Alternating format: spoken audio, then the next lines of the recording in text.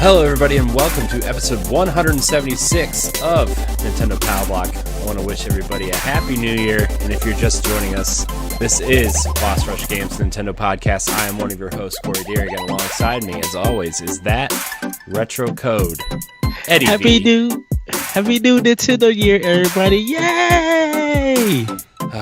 Ed, I didn't think we were going to come back this week, but we are, because we have a very special episode lined up today. Yes. Look, we wanted to get this episode out before the next Nintendo Direct happened. That way, we don't get screwed. Let's be honest. We don't want to get screwed on having wrong confirmations, wrong rumors, all that kind of stuff. So, this is being recorded on January 3rd of 2020. Man, that's such a weird year to say. 2020 is here. I'm just gonna go to Mega Man 20XX. Sounds better. That way we're covered for like another, I don't know, 99 years. Yeah. 80. No, that's wrong. That's even more wrong. 79 years. Wow. Math is hard. Math is hard, everybody. Anyways, if you're just joining us, welcome. This is Nintendo Pow Block. Each week we talk about the world of Nintendo and what we've been playing and the news and rumors and all that kind of stuff. We are a weekly podcast on bossrushgames.com. You can check us out there or on your podcast service of choice, including iTunes, Apple Podcasts, whatever it's called today. I don't know. Changes every day. Spotify, Google Play, Stitcher, and, of course, our YouTube page at youtube.com/bossrushgames. You can also check out our main podcast, Boss Rush Podcast, hosted by Edward Varnell. We're also joined by Jesse and Ray on that show. And you know what, Ed? It's going to be an exciting year for Boss Rush Podcast as well. We've got a bunch of guests lined up to kick off the year. I'm very excited. Some bigger names, some smaller names, some names you may not have heard of, but should keep an eye on the internet. So I'm very excited. We have 6 weeks in a row for guests. So yes, it's going to be quite interesting. We're also launching 2 new shows this year, including 1v1, which is our interview podcast, and of course, Standard Definition, our retro and nostalgia podcast. We're also continuing the Retro Game Show, Pod and Play, and Hit 'em Hard, which are our YouTube Let's Play shows. And then, of course, random Let's Plays and videos that will go up from time to time as well. But yes. Yeah, it's a big year for us. I'm very, very excited. We're going to launch our Patreon later on this year. Hopefully, people will support us there as well. More details on that at a later date. And of course, you can find all of our content on bossrushgames.com and subscribe to all of our shows at bossrushgames.com/subscribe. Follow us on social media. It's all there. So, Ed, how was your holiday? My holiday was good. I did get a little bit sick, so if you guys are hearing this and I sound a little bit stuffy, that's why. But this is not had a really good to sound sick, Ed. This is going to be a long one, folks. It unexpectedly happened. But yeah, I've been getting some Switch games. Been playing a lot of playing some Xbox and PlayStation, but playing a lot of Switch, like crazy, like jumping from one game to another. Because our backlog challenge has started, and so I've been making moves to get that ready. So just really been enjoying it. Looking forward to a lot of games that's coming on the list that we'll be talking about. Is particularly one game definitely coming in the next 2 weeks, and I cannot wait for it. Hopefully they have a physical version of it, so I could get it and go right there. But everything else, I've been good. Been playing some things. Get a new Astral Opinion up ready and ready. So I've been really good. And my holiday was really, really great. Awesome. Yeah, I've been prepping some things. If you go on my Twitter or my Instagram, you can see that I have finally managed to hang a green screen that's worth using. Of course, You can't see it behind me now because it's It's Velcro. It's got some Velcro, so you won't be. I can hang it up and take it down as I need it. But also, Ed, you audio listeners, just listen to Ed's reaction. Video listeners will be able to see what I'm about to show Ed.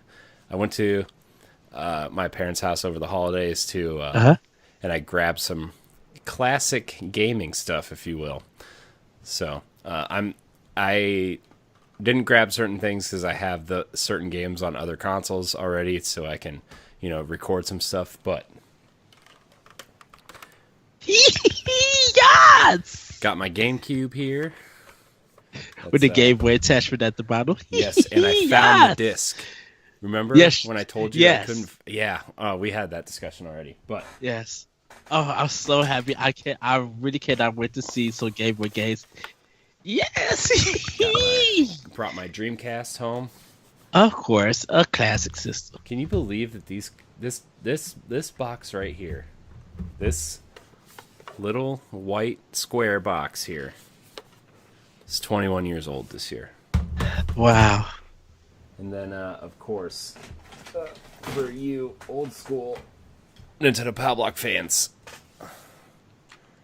brought my Wii U home. So, yes. I also I also have a bunch of controllers. I have some Wii remotes and some classic controllers and regular controllers. I have a whole bunch of crap in here. So it's so weird that the systems that people called a failure, a lot of people still want to play a lot of games, and anyone who's buying retro stuff like that, they'd be like, which one should I get? Everybody would say, get a Dreamcast or get a GameCube, and stuff like that.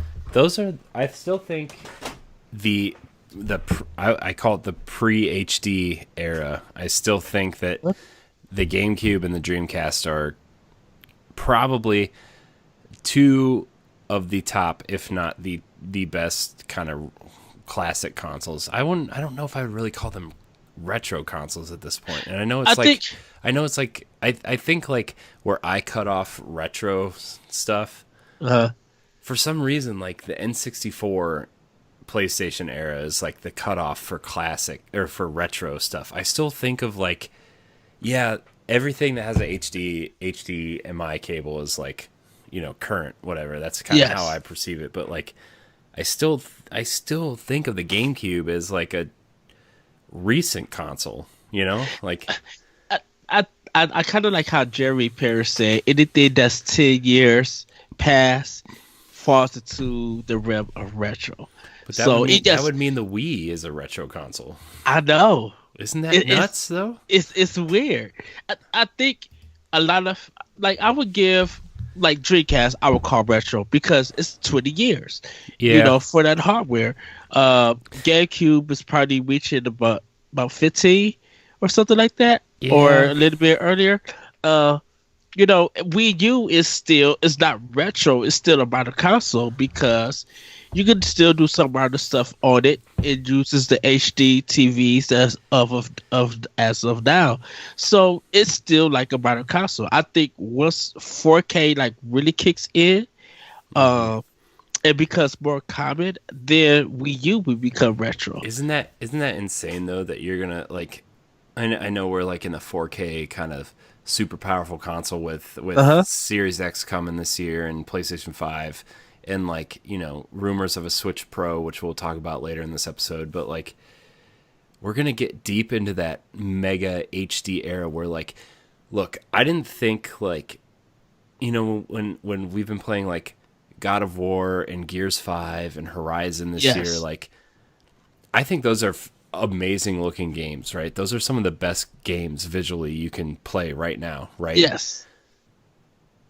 I didn't think that the next consoles were going to be that big of a graphical jump. I thought it was going to be a lot of like things under the hood, like mathematical systems and like different types of hard drives that'll prevent loading and that kind of thing. I thought that was going to be the step we were taking, and like ray tracing is a big thing that people are throwing around right now. But like, when you saw that Hellblade trailer running in engine, like that to me is like just as big as a jump from the from like playing something like something real dumb on PS2, like I don't know, something dumb, but like something like man, what's a dumb PS2 game I can't even think of,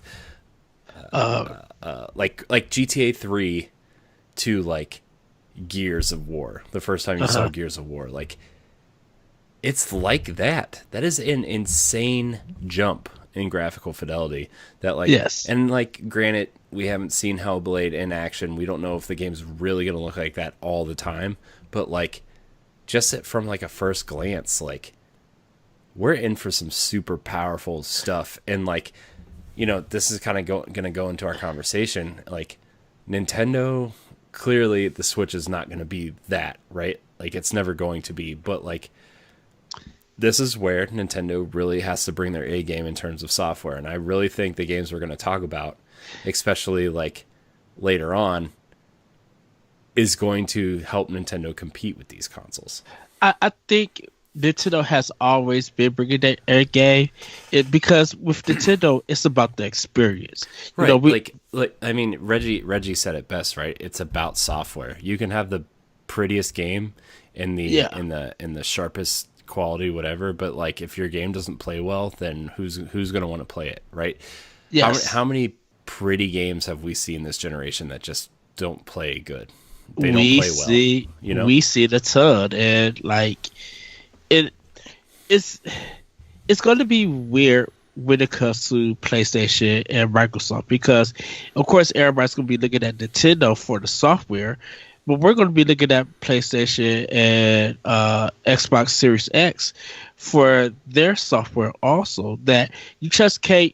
I was telling you this earlier. You just can't show us in-game CGI cutscenes. We need to see that gameplay, and if that graphical ability and the look of it is going to really match up to what the gameplay is, it is very impressive and it's fun, then I think that's where Nintendo can start getting work. But if that stuff is not there, Nintendo doesn't have nothing to worry, because they know that we want to bring creativity, we want to bring something fun. It's just something that you're going to lose yourself in. Yeah. Something that you'll never forget. Yeah. And speaking of things we'll never forget, I want to the way this episode is going to go. Usually, if you're new to the show, usually we kind of answer a few listener questions before the show that, you know, may or may not have to do with Nintendo, and then we kind of do the housekeeping stuff, which we already did, and then we'll go into what we've been playing, and then we'll do some news and rumor stuff, and then we'll go into the rest of our listener questions in the question block. The way this episode is going to go, and probably how I see the years, every year following this year starting, it'll be a like that. We're going to do a 2020 year. We're just going to review what's been announced and talk about what we know so far. And then usually what we've been doing is, you know, on the first show of January, we will talk about the games that have been announced. And then the episode after the first Nintendo Direct of the year, we do a recap of, okay, here's what was announced. How does after the first Direct this year, we'll say, okay, how is 2020 shaping up compared to how we talked about it at the beginning of the year?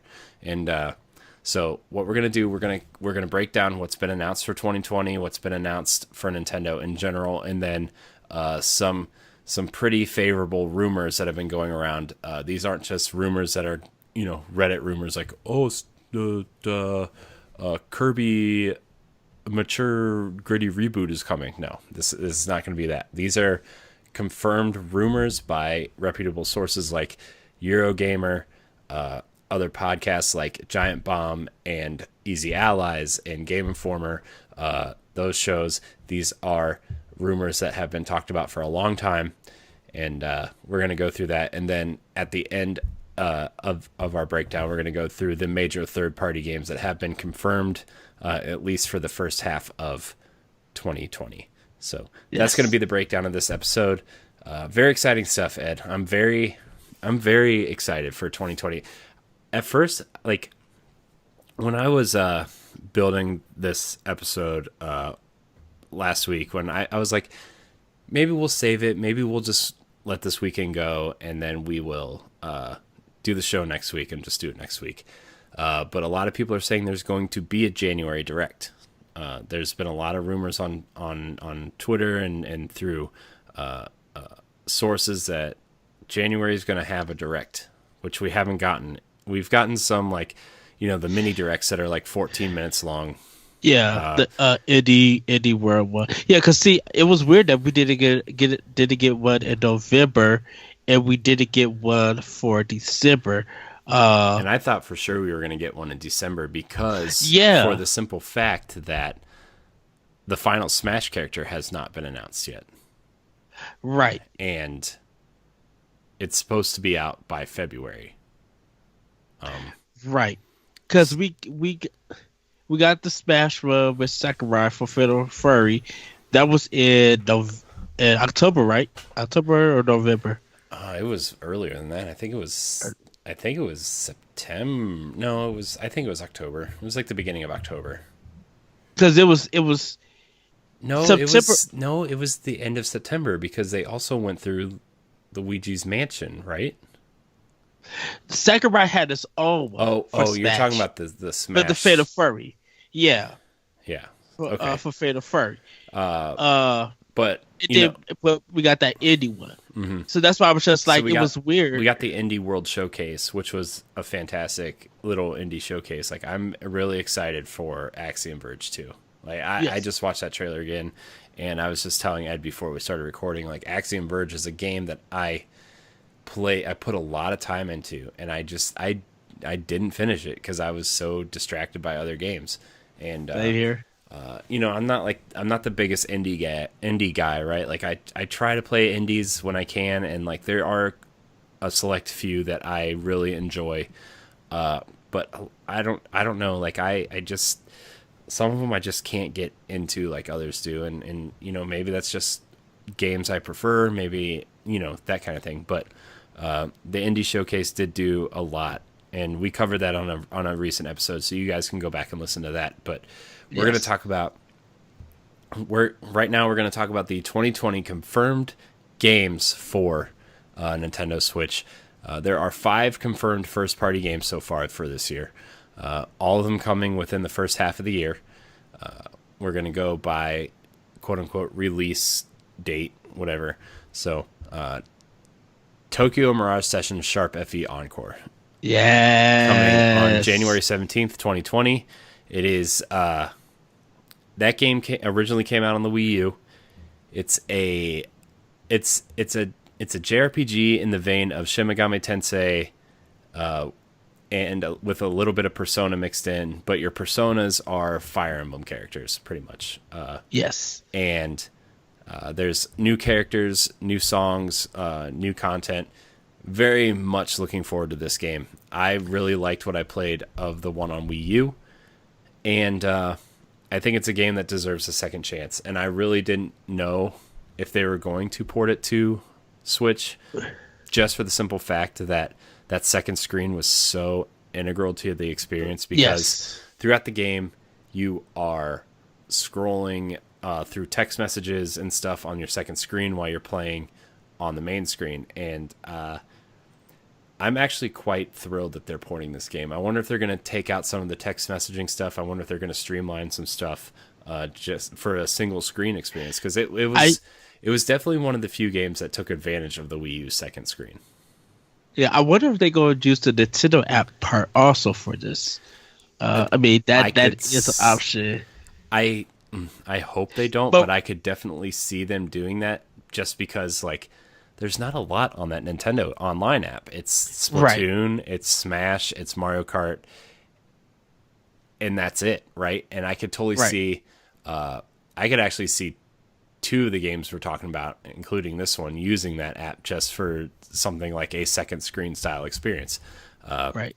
And since Nintendo hasn't really said much about it or how it's going to perform on Switch yet, I think they're still keeping that under wraps. I think that Direct would give us a full-blown understanding of it. Hmm. I literally could say this: a lot of people have been pre-ordered the digital version of this game, so it looks like it. And see, I'm waiting for physical, because I love that box art. That box art looks really good. It looks like it's going to be stronger sales for it, Hmm. and that a lot of people is one of the lines that people say I missed it on Wii U, so it's good that I gave it a second chance because I Hmm. think Atlas and Nintendo only did like maybe two run prints, and if you didn't get it, you had to get it additionally. Hmm. But everybody was just like, I'm getting my eShop card and I'm buying it digitally now. So Yeah, I did. I mean, I it did as looks soon like as good it was size. available. Yeah, I mean, look, I've made my peace of going digital on Switch. I was physical until I had a kid, and the fact that she puts literally everything in her mouth that she can.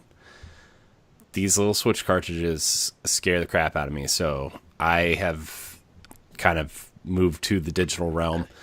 But hmm Tokyo Mirage Sessions was a must buy for me. I can't wait to play it. I played a lot of the Wii U one. I didn't finish it, of course, because I don't finish games. Apparently, it's just I just can't finish a game. Although I did finish two last month, so. yes. But yeah, I'm really excited. I can't wait to see. I can't wait to hear the music because the soundtrack is really good. The characters are Yes. fun, and it's gonna be. I'm excited for people to experience this game on Switch. I think it's a good time that Nintendo got January with this game. Because Yeah. people could go into February still with this game if they haven't beat it. Uh huh. You know, in fact, a lot of people got up to March to get this game and beat it Hmm. before the cavalcade of other stuff comes out. Yeah. Speaking of March, the next game on our list is Animal Crossing: New Horizons. I have never been an Animal Crossing guy, I have. but the Switch changes a lot of things. I it's the Switch makes me want to try things I've never tried before, and Animal Crossing is one of those games just like, Pokemon. If I just have it on the system all the time, there's no reason why I can't just check in once or twice a week on this game. You know what I mean? Do some Yes. chores. It seems like a game my wife would enjoy, weirdly enough. So I know you're a bigger Animal Crossing guy than I could ever even think about being. So are you I excited for this? Like, what are you I excited about Animal Crossing for this one? I'm excited about it because once again it's back on console. First of all, when I started out Animal Crossing, I started out on the GameCube. I didn't really do the 3DS was it. The Wii one was nice. I didn't get to play the Wii U one, but I think I like it because now that since it's on Switch, I could carry it around with me and be able to do more stuff than just waiting till I get home to play it. I will still have a bigger screen. Uh, I think because of the online feature, I would be able to interact with more people online to send stuff and visit their towns and see what they create, get some of their fruit and everything, and what outfits they create and buy. I just feel like this one is going to be more expensive because of the online feature, and with Switch having a big install base, I think it's going to sell very well, where people could go in and really just like visit other people's towns and stuff, and hopefully take take some cues from like some other games and incorporate it, Hmm. like Stardew Valley or something. Yeah, Like it'd be cool like that. I think there's been a lot of similar games come out since New Leaf, right? And Uh-huh. I think I think Nintendo would be smart to borrow some of these ideas from something like Stardew, like you said, or even Rune Factory, or Yes. some of these other farming games that have come out that people just love, and even something as different as something like Minecraft, like not necessarily the digging and stuff, but like just the resource management style stuff and really apply it to Animal Crossing. I feel like this is Animal Crossing's chance to reach more people just by adding little simple quality of life things like that. Yes. So I mean, look, I'm interested because it's Nintendo and it's animal. Like, I'm always interested to see Animal Crossing. I just hope it does a little bit more than what it's been doing for 15 years at this point. So, yep. All right, Ed. Let's get to these next 3 games are games that I'm truly excited for. About this time last year.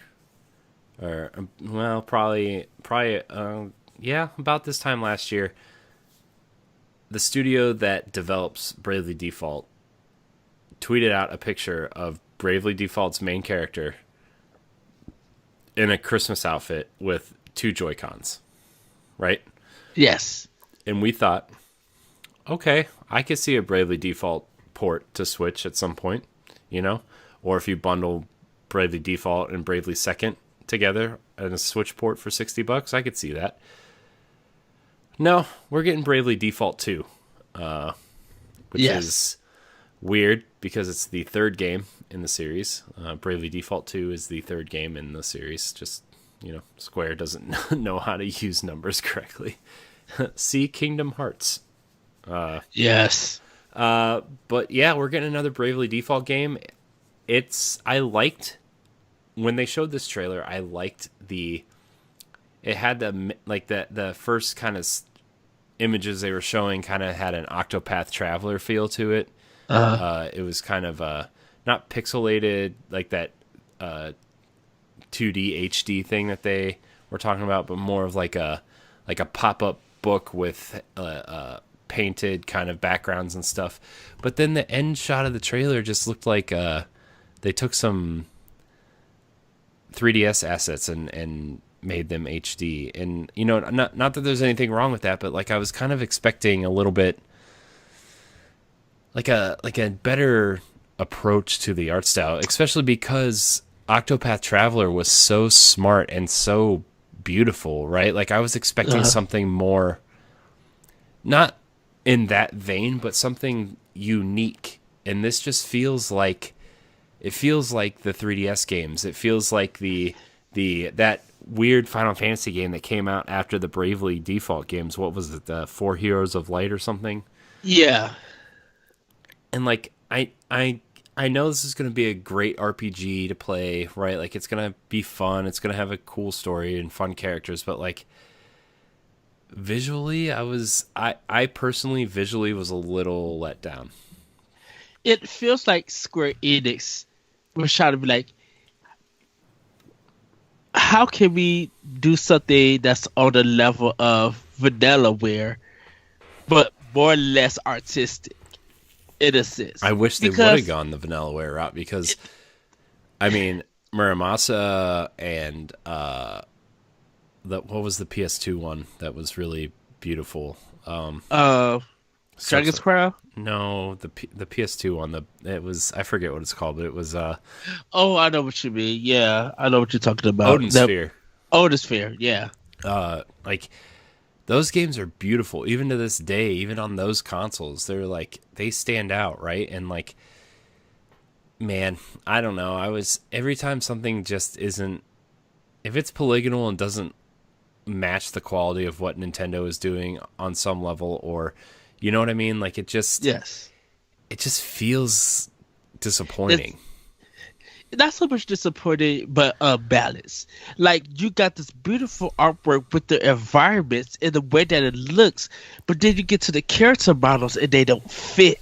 Yeah. Like that balance of like the character models. You know what it feels like? You know what this feels like? I just figured it out. Remember the Final Fantasy 3 and 4 remakes for DS? Yes. This is what that is. This is what that feels like. Yes. That unbalanced kind of like just weird approach to the art style. Yes. But it's a game that I'm definitely going to buy because I love the gameplay. I love how Square first doubted that this game would sell, and it blew off the roof. It did like it pretty much put Square in the black from a lot of games that were Well, successful. in Uh, a time that Square was down, right? Like with the kind of the Final Fantasy 14 online situation, yeah, people not really caring about Final Fantasy 13. Dragon Quest wasn't. They tried that MMO Dragon Quest, and this is a time when Square's only kind of positive, I would say positive outlook on games was on Nintendo handhelds, and yeah, I would say some PSP as well. Like I think the Final Fantasy Tactics game that came out on PSP was got a lot of love, and the Kingdom Hearts game that came out on PSP got love. But like the handhelds were Square's bread and butter during those times because 13 didn't do well. Dragon Quest wasn't on the mind of people. Uh, you know, the MMO Final Fantasy 14 was going through a remake pretty much yes. because I know people love that game now, but I don't know how many people forgot that game was just atrocious when it launched the first time. Yeah. And they were kind of getting it. They were purchasing studios in the West, and we had Hitman and Tomb Raider and stuff like that, which were doing well, but like people aren't associating Tomb Raider with Square Enix, right? They're just Yes. not. So, yeah, this was a time when Bravely Default had its chance and had its moment to shine, and it did very well. It was a It traditional RPG that people wanted, and it was on a system that everybody had, and it had a cool art style and a cool premise. Like the time clock thing, I know a lot of people kind of think it's cheap now, where like, they had a cheap way of making you replay the game, but like, it was a cool game. a lot of people was there for the gameplay because it felt like an evolution of an RPG. If you want to have battles, you can. If you want to walk through a whole dungeon without having battles after you grind it for like 5 to 6 hours, you can set it up that way Yeah. and literally go to the boss. Yeah, I And was about to people mention that. love that. Yeah. So I'm not trying to like discourage the game by any means. Like I like that first game a lot. Yes. I didn't play Bravely Second at all, to be honest with you, but I liked that first game a lot. And if this game captures that same feeling, I think it will do well, but like it kind of just visually just didn't do it for me. But the game that did do it visually for me from that trailer was No More Heroes 3. Yes. That announcement trailer was pretty cool. They set it up to where this little boy had an alien friend, and he went back to space, and he came back as like a super alien hero or whatever. And then it just kind of became this superhero meme. And Travis rolls in on his motorcycle, and he's gonna kill some alien superheroes. So that was cool. Now, is Nintendo publishing this or is it Barbados and Grass? See, I don't know. I think Nintendo is partially funding it, and I think it's going to be a timed exclusive for Switch, right? Like I really think it's going to be a timed exclusive. I know that Travis Strikes Again came to PS4 at some point towards the end of the year, but I think Nintendo is kind of helping fund this project. I think they're going to publish the Switch version of the game, and then it'll come to other platforms at a later date. Similar, I would compare it to Ninja Gaiden 3 Razor's Edge for Wii U. I would compare it to that situation where, Razor's Edge did end up coming to other consoles a year later, I think. But, the Wii U got it first. So I would compare it to that situation. But look, No More Heroes is a cool game. I wish they would re-release those first two games on Switch just because, we're in an era where people may not have played these games, especially on the Wii, right? And people need caught up on these series, especially if you're making a sequel to a proper sequel. Travis Strikes Again, you had some wiggle room. You could get people in, whatever. There's no number attached to it. But when you're attaching numbers to games, like, it's really hard to get people back into series, especially if it And skips a generation. yeah, and Double Heroes 2 was really good. Yeah. Like I mean, I think seriously, they were it was both really good. good. You know, I Well, 2 mean, had a lot of improvements over 1, so yeah, I know, but yeah, I think No More Heroes 3. I think it's gonna I do well. I think we'll see it in a direct. I think we'll get 1 or 2. I think we'll get digital versions of those games. Yeah. And it The because the only thing is like those games were so heavily tied to the motion control stuff, and I don't know if they're gonna go in and like kind of tweak it or tune some of the stuff because that game did kind of rely on the motion controls for Wii, uh which is why when the PlayStation got the Move controllers, they kind of made an HD version of one and put it on the PS3, and it actually looks really phenomenal in HD, that first game, because it just has that sleek art style, that comic book art style that just looks good when it's in HD. yeah. That cell shaded pop looks just awesome. I think because of the Joy-Cons and the HD Rebel, they would be crazy not to really connect the two there. Yeah, but I think motion controls are going to turn a lot of people off. Is my thing. But I mean they could still do it.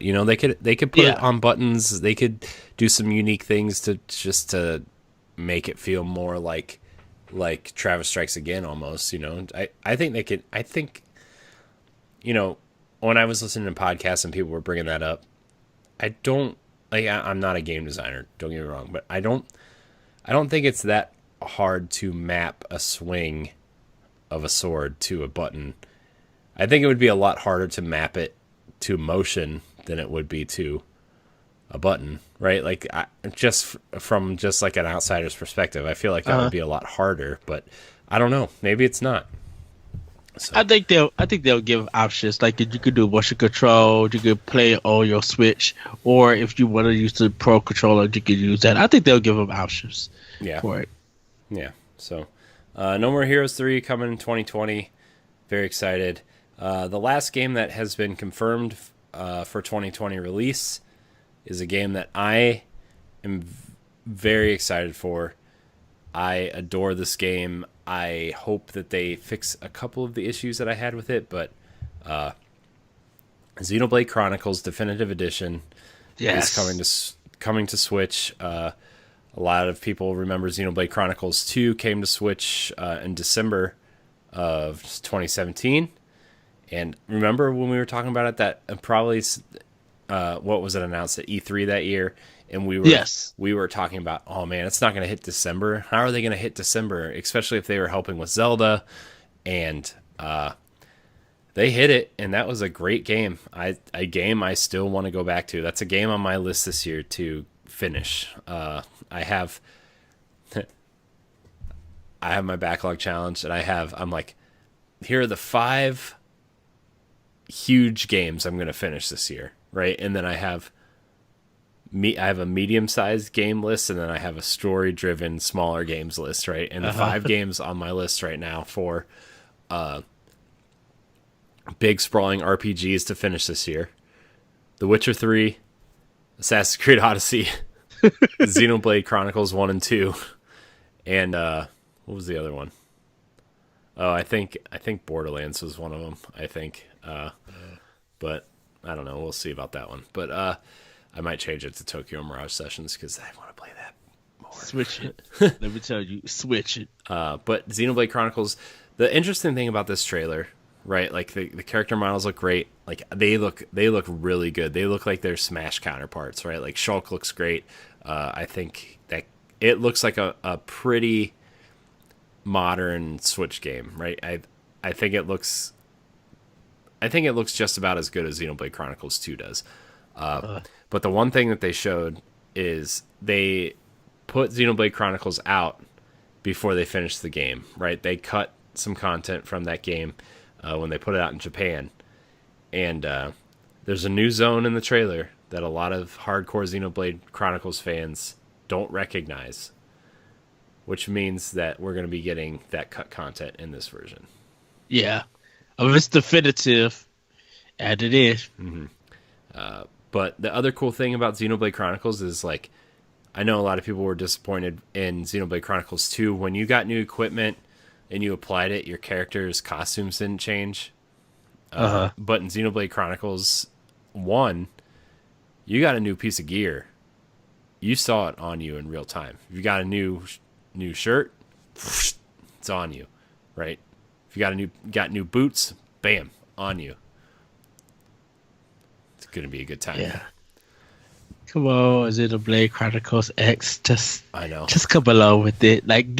Give me the fullness of it. Yeah. That's like 90% of the reason why I brought the Wii U home.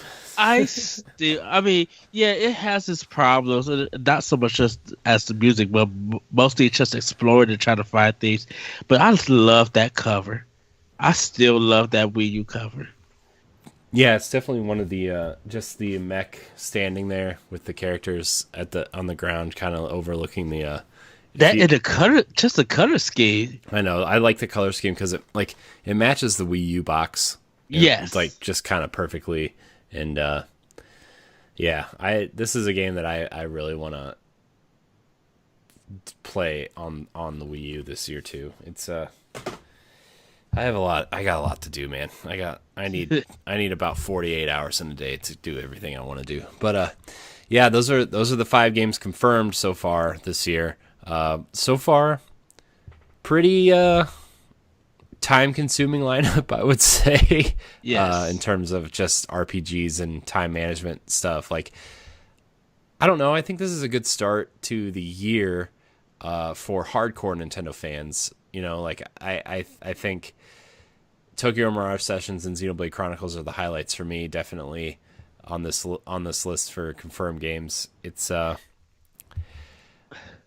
I am very surprised that we do not have some sort of Mario game on this list, whether it's a 3D World port or Mario Odyssey 2 or something like that. You know, like I'm so surprised we do not have something. You know, I know January is really for ports. You know, like they've done that. You know, last year was New Super Mario Brothers. The year before was Bayonetta 1 and 2. Like, January is the time for their ports. I think they want to save something really big, and Mario is one of those big games. Yeah. So if they was going to do it, they probably would do it maybe around April Direct or E3 Direct, like before they adopt something. Because we may get 3D World, but everybody took before Odyssey 2, and that I know. we may get unless them. It's been 3 years, man. Like, to me, like, if Zelda doesn't come out this year, I think if Zelda doesn't hit this year, we're getting a Mario game. Like, it's one or the other. Yeah, but there is. See, with Mario, it's weird. Do we get another 2D? Do we get a 3D? Do we get paper? It's got to be Odyssey 2. We got 2D already, right? Like, we got New Super Mario Brothers. No, well, I mean, yeah, even that. You're talking about game wise. Yeah, like we got 2 2D Mario games last year. Like, we got New Super Mario Brothers Deluxe, and then we got Mario Maker, which is the endless 2D Mario game. So I don't think it's going to be a 2D Mario game. I think it's either going to... Man, I would like a 3D World 2 or a 3D World port, but my gut tells me the next Mario game is going to be a Mario Odyssey game, type game, at least a fully 3D Mario game. So, but I think we may get that. We may get a Paper Mario somehow. We're gonna get to that. We're gonna save that conversation for our rumored games, because there are. Since I made this list, there are new rumors flying around, and we'll play catch up there in a second. But we're gonna talk about the confirmed games that don't have a release date yet, and I know everybody knows 3 of the 4 games. The one is a little lesser known confirmation, but it is there. Which, you know what, we're gonna start with it. Pikmin, the next entry in Pikmin. It was in 2017 in an interview. Miyamoto said that the Pikmin is progressing nicely. And then I think in 2018, in another interview, he says work on the next entry of Pikmin is almost complete. And then in an interview in 2019, Miyamoto says, Pikmin is progressing nicely. Again. So, Pikmin is coming. I think... I'm scared. Why? Of Pikmin. I'm scared because I know I will want it, but I want to know how it looks. Like I want to just cry. Pikmin 3 is definitely... jaw-dropping gorgeous. I would almost argue that Pikmin 3 is the best looking game on Wii U. Like, well, I would argue that. Like, I know, you know, you might think Wind Waker HD or, you know, Mario 3D World, but like Pikmin is up there. Pikmin is just like you literally. Pikmin is the Metroid Prime, where you just put the controller down and just stare at it and be like, "What did y'all do?" I've never been this so is too good. I've never been so drawn to fruit in my life. Like when you at the end of each day when you're making the juice, like you collect fruit to make juice so you can survive another day in that game, and like the fruit you collect, you can go into like they have like a 3D model, like you can turn the fruit around and stuff and look at it. Like, dude, I think they just like took pictures of fruit and just put it in the game. Like that's like the strawberries look so good. Like that game looks amazing. It still looks amazing. Also, just side note, the one and only game that deserves Wii Remote over traditional controls. Yes. Just throwing that out there. And that's why I'm just like, I'm not worried about the gameplay or online for a player. I want to see how gorgeous this game is, because I think it's going to be lush. Like the environments, the water, the fruit. Who knows if there might be some wacky stuff in New Pikmin, but I want to be like, what is this? Why is my mouth still on the ground? Because it's probably going to be one of the trailers that we watch over and over again and be like, how did you guys do this? Like, it's going to puzzle me. So I'm scared to see how it looks. Because I know I'm just like, please drop this. Please let this come out right now. If they said you could play a digital trial right now after this Nintendo Direct, I think the servers might get crashed. Yeah, I would definitely download it. I love Pikmin to death. I love that first game. Like, I was kind of disappointed not in the game but in myself, because like when I got it, like I beat it in one sitting. Like that's how long I played that game. Wow. It was I had the strategy guide, right? Like I had I forget. I was off like when I got it for, I want to say I got it for Christmas that year, and like I was off, and I was sitting in my room. I was sitting in the chair that I had at the end of my bed, and I got some. I think I had like a case of Mountain Dew next to my bed, and I sat there in front, and like let's see, when it came out, I was probably like a freshman or a sophomore in high school, and like I remember my mom made me lunch and she brought it to me while I was playing, and I beat it like in one sitting, and it was like a 9-10 hour sitting, but I beat it, and it was I just remember that game so fondly, and like I've loved Pikmin ever since. Yes. You know, I still think that first game is the best one. I like having just one character to roam and collect and, you know, see what I can do. You know, I didn't really care for the 3 split protagonists. I know it made some interesting puzzles and some interesting gameplay aspects in 3, but I hope they go back to 1 protagonist in this game. So I think they will. Yeah. So. But yeah, Pikmin is confirmed. It was confirmed for Wii U. I'm gonna go ahead and say it's not coming to Wii U. It's probably been moved to Switch. Yes. So, yeah. The next game on the confirmed games list is Bayonetta 3. There are reports on Nintendo Life that Platinum is, quote, full steam ahead on 2020. They are working hard on Bayonetta and Babylon's Fall, which is the PS4 Square Enix game. Yes. So that they're on that, and then they're also working on 2 brand new IP and exploring self-publishing. So that's really interesting to hear. But I'm glad to see that they are full steam ahead on Bayonetta 3. I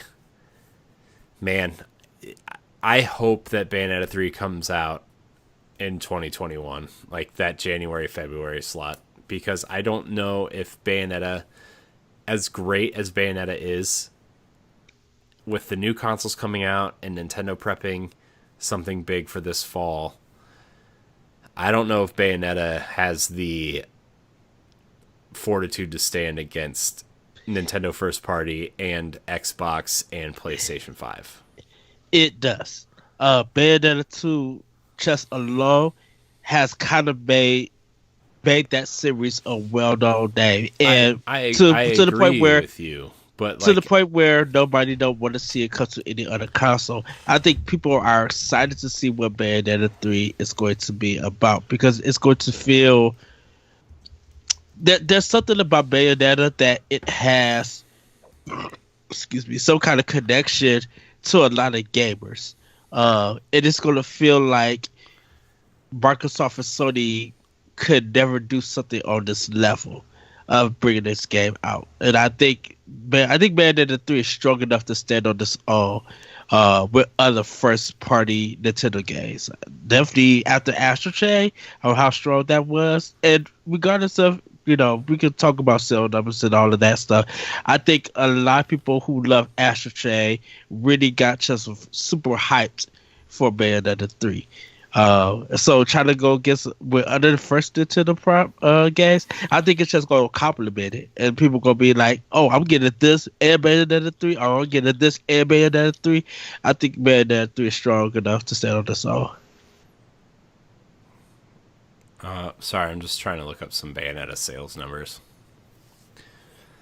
All right, yeah. I just want Bayonetta to be put in the best possible position to succeed, because I really adore that series. I like Bayonetta 2 a lot. I liked Bayonetta 1, right? Like, I liked it, but Bayonetta 2 is, I put it up there with DMC and Devil May Cry 5 in terms of stylish action games, like quality and just pure fun. The only knock I have against Bayonetta is I want to be able to customize my controls like I can in Devil May Cry. If I could do that, this series would be a must, like just must buy.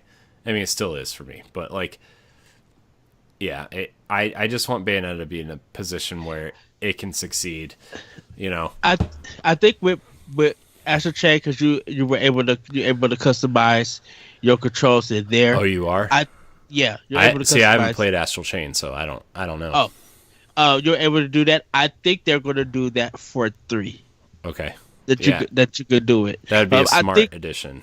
Yeah, I think the reason why they didn't do it for Switch and Wii U, I think because Platinum at that time already had the way they did their combo system.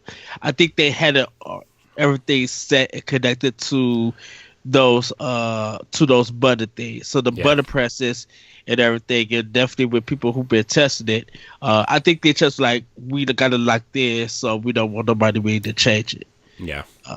No, I hear where you're coming from. I just, I think also, like, Bayonetta 2 came out at a time where, customizable controls weren't really, like, on people's minds. People just played the games how they wanted to play. Really the only games that were doing that were, like, first-person shooters, and, like Halo and Call of Duty have their kind of control kind of things where you can use whatever setup you want. And then Destiny started it, and then the first game I really noticed like a huge deep dive was DMC, the Ninja Theory Devil May Cry game. And that was like, okay, I want every game to do this. So yes. So yeah, Bayonetta 3. I hope it succeeds. I want it to succeed, and like, there's no question it's gonna succeed critically. I think Platinum knows what they're doing with Bayonetta. I really do, and judging by Astral Chain and what they are assumingly doing with Babylon's Fall, I think a lot of people have come out of there saying, "Yep, that's a Platinum game." I have no doubt that Bayonetta will succeed critically. I just hope it's put in a position to succeed commercially. So, yeah. All right, next on the list is Metroid Prime 4. Retro's making some moves. Retro is making a lot of moves recently. They just hired back Donkey Kong Country Tropical Freeze's lead designer. They've been hiring outside talent. They've hired back some people who went on to do Halo. Like they are really bringing people in. They are not messing around with Metroid Prime 4, which is good. Like I'm glad. There were some rumors going around that they were outsourcing some asset creation, which some people worried about that, but studios do that all the time. Every studio does that. This really sounds like Nintendo is putting somebody behind it. Like when you have the art director from Halo, when you have the lead designer for Tropical Freeze, when you have people come back to Retro, like big days, even though we don't really follow their work. This tells me that people are excited to work on Metroid. Yes. Right? Like like you hear people are like go back to studios all the time. Like look at Modern Warfare, right? The most recent one. A lot of people moved from Infinity Ward to Respawn to work on Titanfall and Titanfall 2 and Apex, right? And then they went back to Infinity Ward to work on Modern Warfare. And this is the kind of thing that I'm seeing happen with Metroid, where people leave to work on other projects, but maybe people who were working on Metroid Prime 1, 2, and 3 didn't really want to work on Donkey Kong, so they moved on and they went. Obviously, you see a lot of Metroid Prime in Halo 4 and 5 specifically. You see all that stuff in other projects that they've gone to work on. But then you see Retro is now back on Metroid, and you see these people coming back, and you see people excited to work on Metroid, which, tells me that, like you said, Nintendo is really putting a lot of effort into finally making Metroid what I think it deserves to be as a series. Metroid always does critically well. Metroid doesn't really sell well. Right, like it sells, but it doesn't sell well. Like it's not a Mario or a Zelda, right? It's definitely a second tier franchise to Nintendo. But this tells me that Metroid Prime 4 is going to be just as good of a shooter as Halo Infinite, as Call of Duty. It's going to be just as great as a Metroid game as Metroid Prime 1. Like. It just really feels like there's also team members from Respawn moving back into Retro. Like they're getting some really top notch talent. I think because the Prime is more American, did Metroid be more for everybody? Because Metroid doesn't sell well in Japan, but it kind of sells well in other places, and I think Nintendo kind of like took notice of that. We don't know how first-person games do in Japan, so we don't know how Prime is going to do there. But knowing that Prime is a big series here in America, getting those people back to work on this new one, it feels like it's going to be more guaranteed sales and more guaranteed hype that people are going to buy this game without a shadow of a doubt. Like, even if people see the trailer and complain about it, people are still going to go out and buy it. And so Metroid Prime 4, if it does come out this year, I really don't know where it fits just yet. We got to get through half of the year, but it will be welcomed here. Mm-hmm. And it literally has a chance. I think probably for this year, it literally has a chance to be a Game of the Year contender if it comes out this year. If nothing else, Switch is challenging it. in a sense. Yeah. I really think that I really think Nintendo has gone back and looked at, or maybe just retro in general, like going back and looking at, what made that first game so great, and like, 2 and 3 were good games too, but I really think Metroid Prime is the first game is like what they're aiming to recapture. Yes. And I think if they recapture that game on a, like, make the game bigger, but not like, what's the word? Like, not, man, if they can just capture that first game and make it like bigger, but not like, still make it feel like that first game, like smaller in scope. It doesn't have to be this big grand thing, right?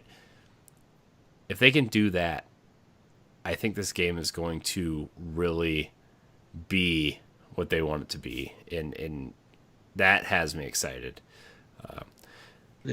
There is a report from Nintendo Life that some of the environment work will be outsourced, which, look, if they want this game to come out sooner than later, like, a lot of that work's going to have to be outsourced. But again, like I said, a lot of games outsource smaller, like, asset work. So and knowing retro, probably when they get those assets back and start working on it, they could probably add more and clean the stuff out. They're very talented artists and programmers. This asset work isn't going to go. Well, they've already restarted the project because it wasn't up to Nintendo standards, right? So this asset work is going to be under a very close eye of Nintendo, because Nintendo wants to get it right. Not just retro. Nintendo themselves wants to get it right. So, Metroid Prime 4, really excited for that. I know Joey Ferris out there is really... He's been very vocal on Twitter about Metroid, we'll say. So it's funny to watch him do that. But the last game on this TBD announced confirmed games list is obviously The Legend of Zelda Breath of the Wild 2. We saw that small tease of a trailer at the last Direct, and was it E3? It was E3, right? E3, yeah. And this game is a game that seems like it's being fast-tracked to come out soon. Sooner than later, because I was reading that, we talked a little bit about the Xenoblade team kind of working on environmental work for Breath of the Wild, because they know how to build grand scopes and grand worlds and make them interesting to explore and stuff like that. I was reading up on Monolith Soft. They have 4 studios that work on different aspects of different games. Most of them, they all work on Xenoblade at some point, right? But one studio specializes in environmental work. One specializes in asset creation. One specializes in gameplay mechanics. Like all the studios have a specific duty, I would say, to their game. And 2 of Monolith's 4 studios are currently working. They are in, quote, emergency mode hiring for The Legend of Zelda Breath of the Wild 2. Nintendo EPD is hiring and working full steam ahead on Breath of the Wild 2. And there are also team members from other studios working on Breath of the Wild 2, so other Nintendo internal studios. So I have a question. Do you think that the story alone is way bigger than what we expect it to be? And because of the story being so big, there's a lot of components for them to be getting people, a lot of developers and teams to come in to help make it. Because it feels like this is going to tell a bigger story than the first one. I feel like I wouldn't say bigger. I would say it is a continuation of the story with a better focus on the story. Like, don't get me wrong, Breath of the Wild told a great story, and you had to find it. I think this is going to be more of a more focused story. I really think you're gonna. I think Zelda's gonna be your companion, and you're gonna have to switch between them. I think dual characters is gonna be a first for the series. I think Link and Zelda are both gonna be playable at some point. Zelda's gonna be your companion. She's gonna follow you. You go into shrines. You have to use both characters to solve puzzles. I think it's gonna be that. And man, I don't even know what I want from this game. I just know that I want it, and I think that Zelda is going to play a big part in this game, not just as a character, but as a playable character. So, like I said, I think Breath of the Wild is going to be a trilogy of games, and this is the middle chapter of a trilogy of games. I wonder if there's going to be a side villain, like, and that's why I asked, like, I think you know what I think this is going to be. You know that it's going to be like it's going to be a very roundabout way of saying it, but hear me out, okay? It's going to be a walk. Have you ever seen the movie The Mummy with Brendan yes, Fraser, and how the mummy kills other characters in the movie to regain how he's supposed to look as a human being? yes, I kind of feel like there's going to be some sort of henchman style villain to Ganon, and that zombie Ganon that you see in the trailer I'm assuming it's zombie Ganon, is going to use this second in command style character as a puppet to regain his powers, and he comes back and is going to be the main villain of the third game. But this henchman style character is going to be the main villain of this game. It's going to almost be like Skyward Sword with what's his name? yeah, You know what I mean? The fancy yeah, pants guy. yeah. I forget what his name is. And yeah, it's of course, and that's why I'm just like it. I think because of the story, and then I feel like they want to tell a bigger, grander, like you said, more focused story. Yet still go out there and fight it if you want to. I think there's just more that Nintendo wants to add, and they need all the help they I do can too. get. I think they're going to have better dungeon design. I think that is the one Yeah. thing Breath of the Wild was missing.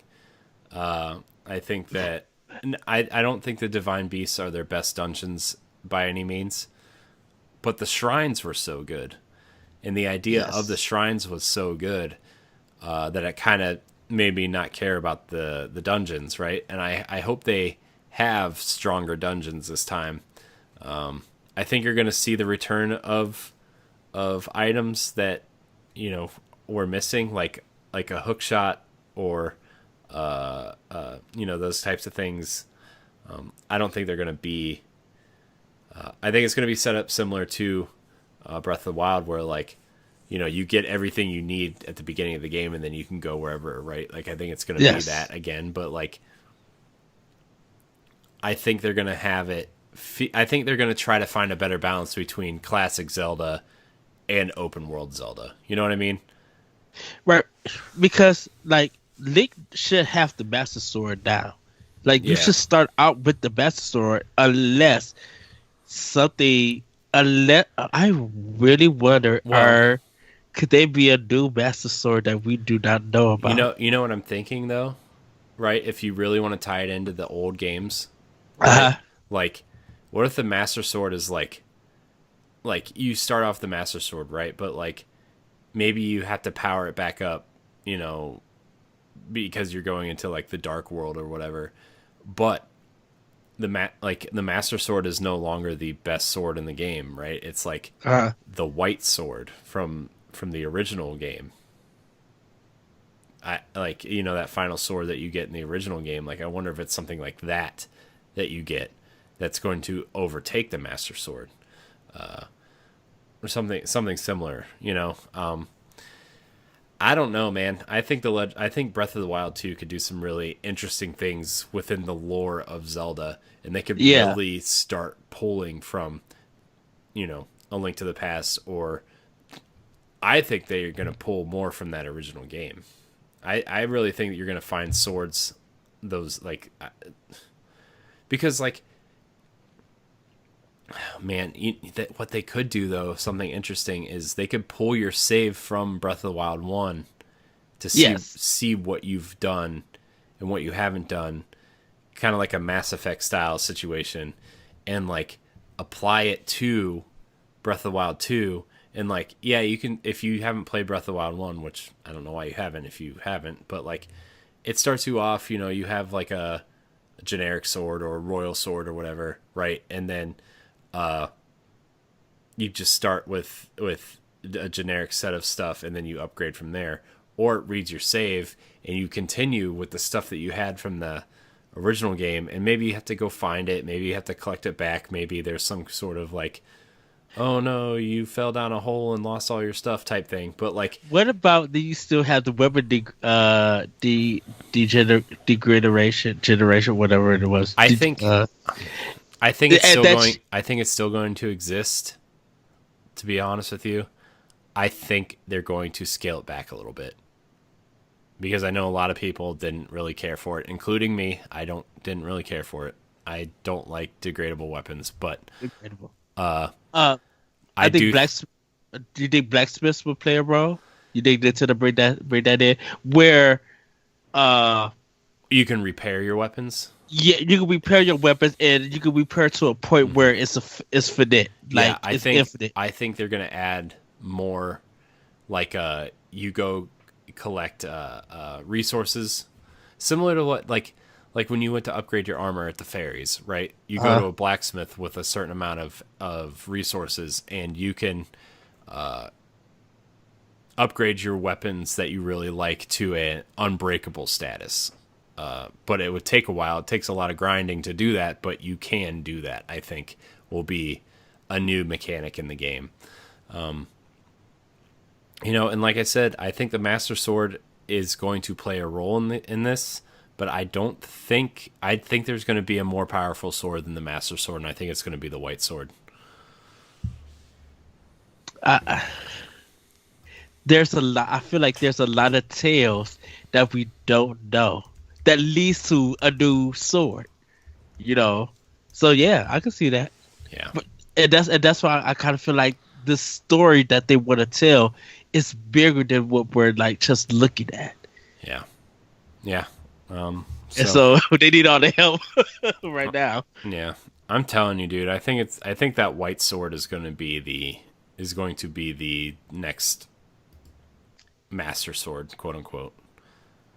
I think you're going to meet the old man. I think you're going to no, I really think like there's going to be a cave, and this old man's going to exist in the cave, and you're going to get the White Sword from him. I really do. I really think that this is going to happen in this game. We'll see. We shall see.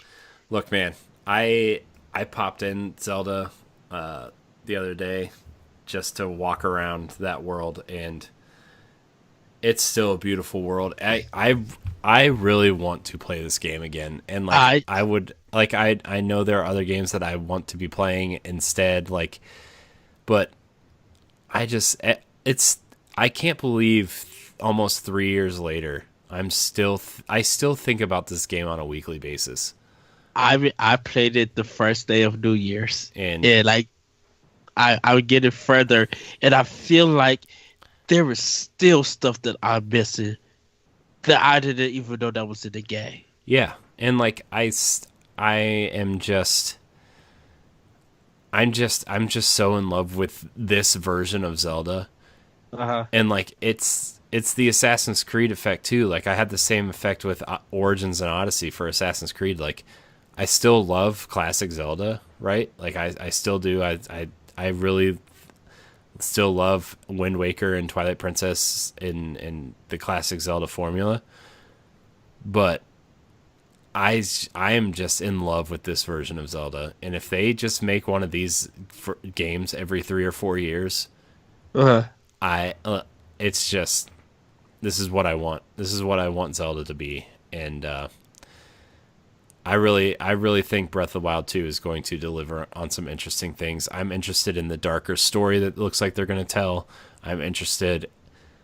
I'm really, like, not to go back on this, but I'm really interested to see how Zelda plays a part in this game.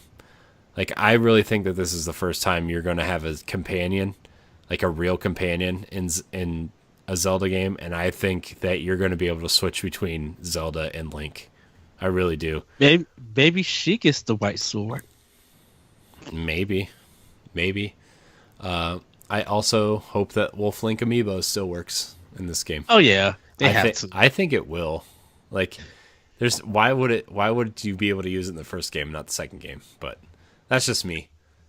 Where is my Wolf Link? Oh, there it is. Yeah. Like, I think that Wolf Link, dude, Wolf Link Amiibo saved my butt probably 10 times at least during the course of this game, and that's all I have to say about that.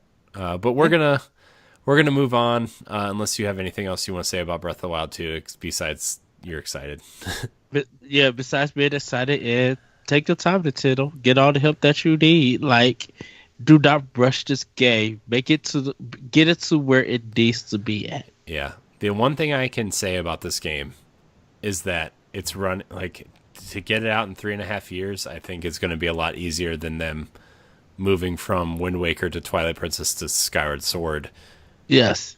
Only for the simple fact is that it's running on the same engine, it's running on the same piece of hardware, and they already have a lot of the character models and animations done for these characters because it is a direct sequel. That's the only thing I can say is, like, 3.5 years is a long time to work on this. Hopefully they're getting it smoothed out too, like that it feels smoother to play. Yeah, I hope they get it to run at like a solid 30. Because, yes. I mean, to be perfectly honest, the Wii U version runs way better than the Switch version. I mean, I know it was for Wii U in the beginning, and they ported it to Switch, but, like, the Wii U version runs way better. So yeah. All right, we're gonna get into the rumored games, Ed. Yes. There's a lot of rumored games. It's quite astonishing, really, to see some of these rumored games. And there's actually another rumored game that popped up on a podcast I was listening to today that I'm going to add to the list. But there's a few projects Retro was rumored to be working on before they got pulled on to Metroid Prime 4. That Star Fox Racing Grand Prix was the game that was supposedly leaked last year, and we never saw it. That is the game that they are rumored to be working on. It's rumored to be finished and shelved until they feel like they can release it. A game I thought that sounded really interesting, to be honest. But that's just me. I know you don't really care for the idea, but I think it sounds cool. As long as it's in that awesome anime art style from the what was it, what was that they showed that in? Was it a trailer? Star Fox Zero. Oh, was it Star Fox Zero? Yeah, the trailer for it. Yeah. So that I want that game. I'm not gonna lie to you. But I think the only Star Fox we get this generation was from Starlink, unfortunately. If we do get that Star Fox Racing game, you know I'll be at the store buying it. Oh, dude, I know. I look. I want a good Star Fox game. Okay, you know how committed I am to Star Fox. Okay, Ed. Okay, I'm gonna give it another shot. Yeah. This year, Star Fox Zero. I'm giving it another shot. Yes. I'm gonna give it another shot. Yes. For you audio listeners, I held up a case of Star Fox Zero for Wii U. Yes. Metroid Prime Trilogy HD. Clearly something that's been rumored for a long time. I don't really have anything else to say about it except that I think that's a shoo-in, honestly. Yeah. I really do. The only thing is the motion control stuff, again, might hinder that third game a little bit if they can figure out how to get modernize the controls and really fit those motion controls onto a gamepad, then, I think it'll be, ready to go. But I really don't have anything else to say about Metroid Prime Trilogy. We've talked it to death. Donkey Kong Country Returns 3 is another project that they've been rumored to be working on. Also, Nintendo Italy tweeted out a picture about, I want to say mid-2018, right after the Tropical Freeze port came out. It was, man, let me see. I think it's been deleted since then, but basically it was Donkey Kong, Diddy Kong, and Dixie Kong with 3 bananas. And let me see if I can find that. But while I look for this, what do you think of a Donkey Kong Country 3? I can see it happening. But I don't think people are in the mood for it just yet.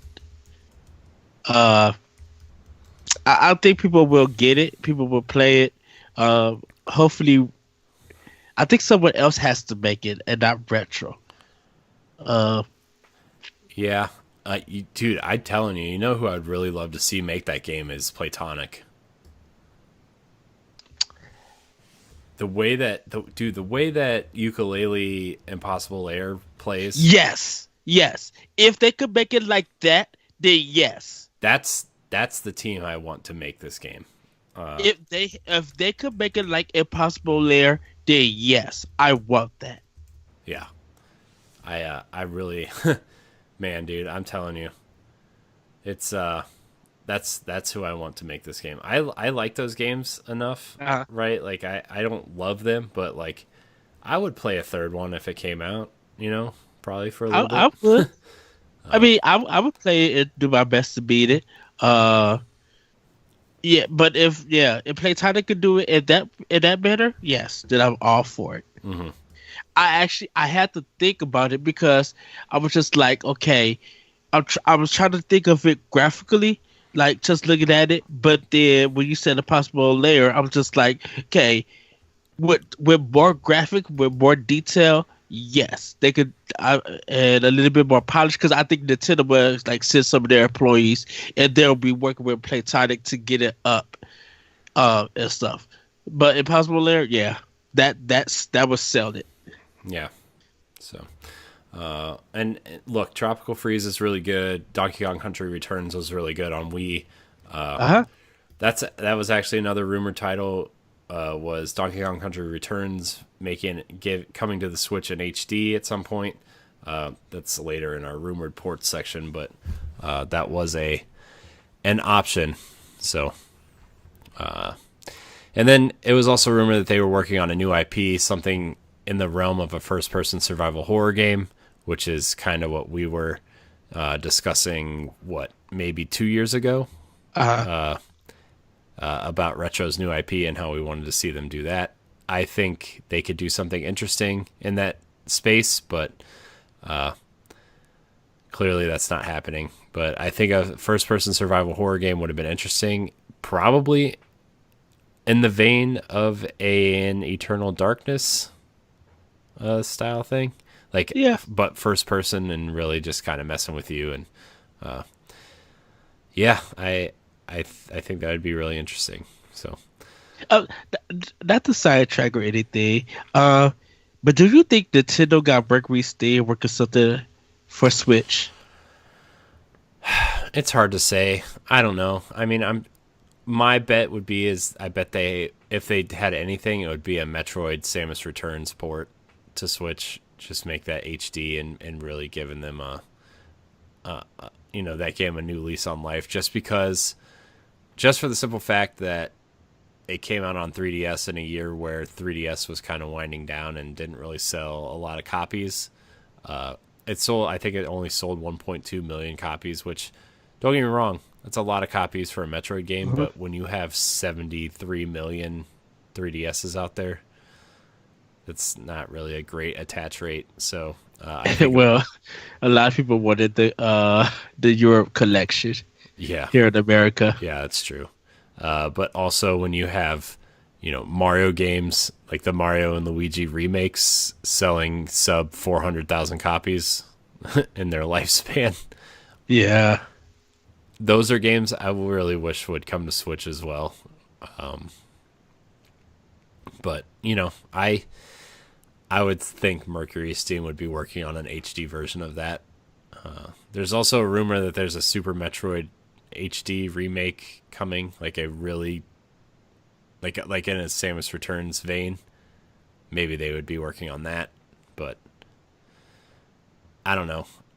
I think Mercury Steam does some interesting work. It's not always great, but by all accounts, Samus Returns was a great version of that game. So, and under Nintendo's watchful eye, I think they could do something really interesting with a 2D Metroid again. So Yes. We'll see. Another rumored game, which I think is a shoo-in, maybe not for 2020. I would actually put maybe for 2020 just because they did it with Galaxy, would be a Mario Odyssey 2 or a new 3D Mario game. I know you prefer the 3D Mario games over the 2D ones, but I prefer any Mario game. I just think that I just wonder which one do we get this year? Do we get Odyssey 2? Do we get a paper or do we get a 2D? Well, I just don't know. Let me tell you. There's a rumor that Intelligent Systems' second team is working on a Paper Mario game. Okay. I mean, I know they just put out Fire Emblem and they're working on Fire Emblem DLC, but Intelligent Systems has two teams in their internal studio, and the last games that they made were Fire Emblem. Well, besides Fire Emblem Three Houses. Fire Emblem Three Houses, obviously, the game they just put out, but Fire Emblem Shadows of Valencia, or Echoes of Valencia, which is the last 3DS Fire Emblem game, and Paper Mario Color Splash were the last two games that they made. I did not know they made Color Splash. Me neither. I did not know they were making Paper Mario games. Apparently, they have made all 4 Paper Mario games. 5 Paper Mario games. So, Ooh, interesting. I did not know that. I had zero idea that Intelligent Systems was involved in them whatsoever. You just kind of thought that they only did Fire Emblem. I was like, well, I know they made Advance Wars, and I know they did Fire Emblem, and I know they did Codename Steam. Yes, they were their strategy kind of company. So, Ooh. I mean, that's really interesting. If they could apply some of Fire Emblem Three Houses to Paper Mario, I would be really interested in playing another Paper Mario game. Yes. I want a Paper Mario RPG, especially if you're not going to bring Mario and Luigi to Switch. Like, giving Paper Mario, giving it like a 1,000-Year Door type treatment, or like that original game. Like, if you're going to give me something like that, I will take that all day. But, if you're going to do some, like, Super Paper Mario, I wasn't that into. It was a cool game. Yeah, I mean, it was cool. Like, it had some cool concepts, but, like, I don't know. I would have rather seen them do another a proper Paper Mario. So, oh wow! I just looked up what all they've done in the last few years. They made all the Pushmo games. They did WarioWare Gold. They did wow, they've done a lot in the last few years. Oh, you know what? We've got the Mission Brain Age coming sometime this year. Yeah, I know. I didn't put that on here because it hasn't been confirmed for US release. It just came out of Europe today. Yeah, I know. I saw that. I would not mind that. Brain Age is a cool thing. Yeah, dude, they've done a lot. I didn't realize they were this involved in games. Sorry, I got distracted by Intelligent Systems. I really like that company. I think they do good work. Yes. Even Codename Steam. I will stand by that game as a solid 6.5. feel like they'll probably do another one.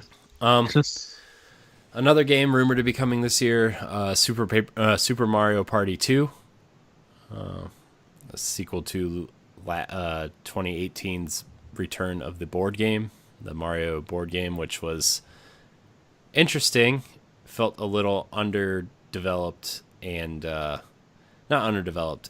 It felt unfinished. It felt like there was supposed to be a bunch of like DLC boards and updated boards, and we never got it. There's only 5 boards, I think, in the whole game. So hopefully they've been working on some. What Super Mario Party should have been Nintendo's game as a service, where like, oh, here's a holiday themed board, here's like a Christmas board, right, or a Hanukkah board, or a Halloween board for October, or you know what I mean? Like, that's the game that, oh, we're gonna release just one version of this game, and we're gonna just sell DLC for it, like Smash. That's what Super Mario Party should have been. But yes, it's not. So that game is rumored to be coming from who did they say was working on this? I think HAL Labs is working on this, along with who's developing? Ed, tell me how excited you are for Super Mario Party 2 while I look this up. I think it would be really cool. I kind of feel like as good as Super Mario Party was, I think IndieCube. I think they ended up moving the team away to do something else, and I think Nintendo was just like, "You guys put out a product that's good. We got to move you guys on because we need help being worked on something else," and they probably just like canceled the DLC plans for it. I wonder if they canceled their DLC plans in favor of a second game. Probably. Sorry, I misspoke. It was developed by IndieCube, which is a Nintendo internal studio that helps with asset creation on Mario games and develops Mario Party. So that's probably what they did. They probably had to move the team to something else. Mm-hmm. So yeah. So also, Camelot is rumored to be making another Mario sports related title. Hopefully it's Mario Golf. I hope it's Mario Golf. People are hoping for a Golden Sun game. I know, but not from Camelot. Intelligent Systems should be working on a Golden Sun game. Or Monolith should be working on a Golden Sun game. Oh no! Why not? You don't want the Xenoblade team to make a Golden Sun RPG? No. You're crazy. Golden Sun has... There's something about Golden Sun in the way that game is designed. And Monolith Soft, as great as they are, I don't want them to touch it. I want them to do something else. I want them to make Xenoblade Chronicles 3. Or Xenoblade Chronicles X2. Yes, or make them do. No, or make a I new want a Xenoblade RPG game from them. I want Xenoblade from them. You can do a new RPG. Also rumored for this year is an unannounced Ubisoft collaboration, which I'm gonna dollars to donuts say that it's Mario and Rabbids 2. That's a given. I mean, they'd be crazy not to do it. Yeah, I mean, what else would they do, right? Like, I don't think it's gonna be. Look, Starlink was an interesting idea that didn't really pan out for them. I don't really know what else they would be doing other than that, because that game was so good and so successful. I can't see them really doing anything else. Yeah. So, also, the last few rumored things here: Nintendo Game Boy, Nintendo Switch Online added to the online service with Super Nintendo and NES. I think that's a shoo-in. Nintendo 64 games. There's been positive and negative rumors surrounding that, and then an untitled Pokemon project for Switch this year. Excuse me. Wow. Some people rumoring that Splatoon 3 may be announced. No, I don't think that's gonna happen. I think it's a lot of people are speculating, I should say, I because saw of that, but they also said that they are not making Splatoon 3. So I know what. Let's see. It's that you're reading that Nintendo Life article, aren't you? I just seen it today, but I think it was a holiday picture or something. Yeah. I think someone put up, and they were just like, "Where's this one person?" And so that hit led to Splatoon 3.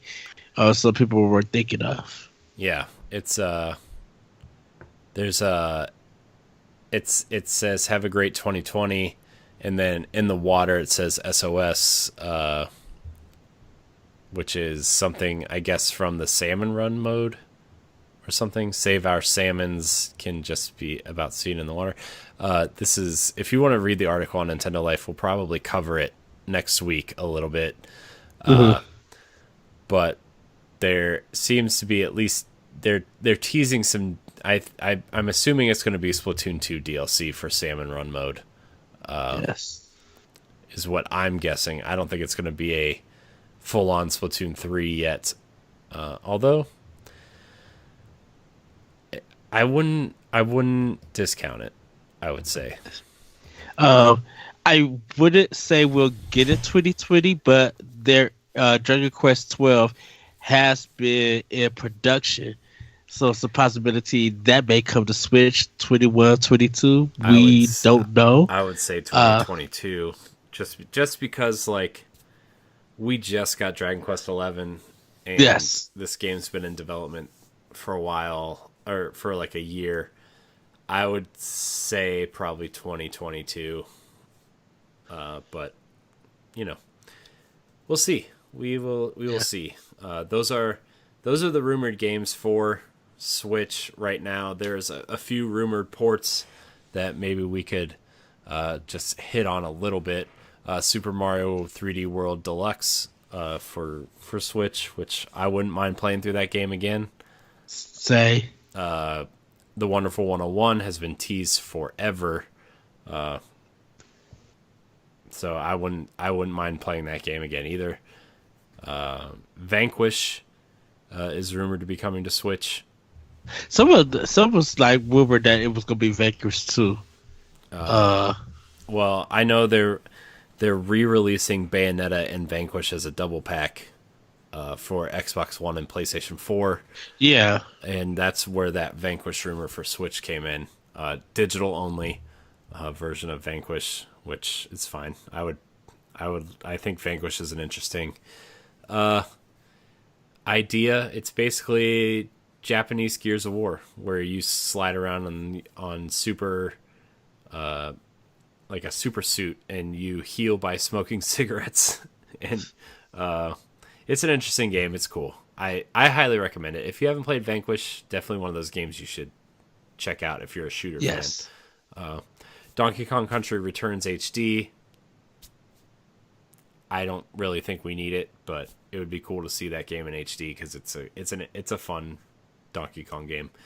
And then of course the two missing HD Zelda games, which would be Twilight Princess and Wind Waker HD from the Wii U. everybody's hoping this Wind Waker HD to come. Dude, I just want both of them. I don't care. I don't care what you do. Just give it to me. I think we'll probably get Mario Kart 9. We might get an Excite Bike crossover with Mario Kart. Who knows?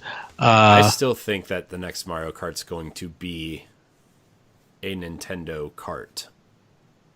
I think they're going to incorporate, because we've already seen it in Mario Kart 8. I think they're going to have characters from, I think there's going to be Metroid characters. I think there's going to be more F-Zero characters, because clearly they don't want to make an F-Zero.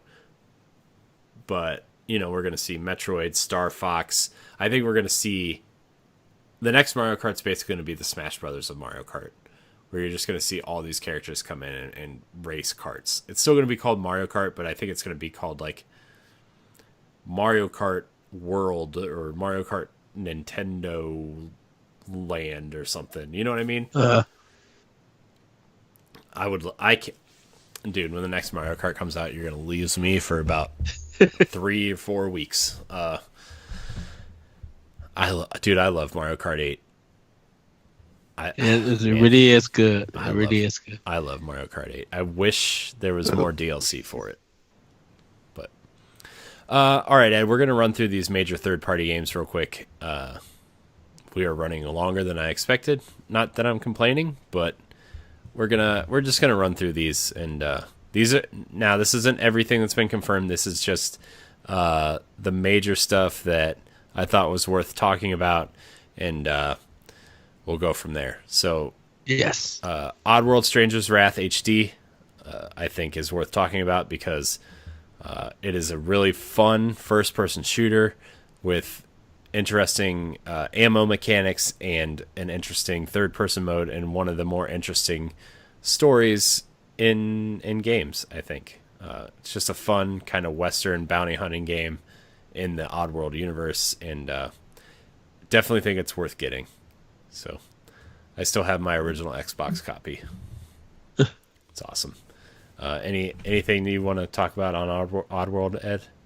Oh, nope. Just wait for it to come up so I can play it. I already pre-ordered that too, by the way. Darksiders Genesis, the top-down kind of twin-stick-ish shooter in the Darksiders series. It's a prequel to the first game, and you can switch between Strife and War on the fly or play with a friend. So I'm looking forward to that. It's a must-buy. I am one of the... Darksiders is one of those series that you just root for, you know? Yes. Like, I realize that none of the games are, like, 10 out of 10s, right? But, like, it's just one of those series you want to root for and see do well because there's so much heart and passion behind, like, the characters, and the story is just dumb comic book fun, and you can just tell, like, they have a passion for these characters, even though they're like, even though it's dumb, you know. They're engaging. Like they make you want to play more and more, so you're having fun with them. Yeah, and like the thing that's really interesting is each game is a different genre. Yes, like the first game is a Zelda game, right? With classic God of War combat, I would call it. Yes. The second game is a kind of a 3D Diablo-esque game where you're like collecting loot and going through these dungeons, right? Like that's what I would kind of classify it as, you know? And then the Darksiders 3 definitely takes a lot of inspiration from games like Bloodborne and Dark Souls, and kind of applies it to that art style and stuff, which I really like the third game, especially after they patch it. I've recently been playing it for my backlog challenge. And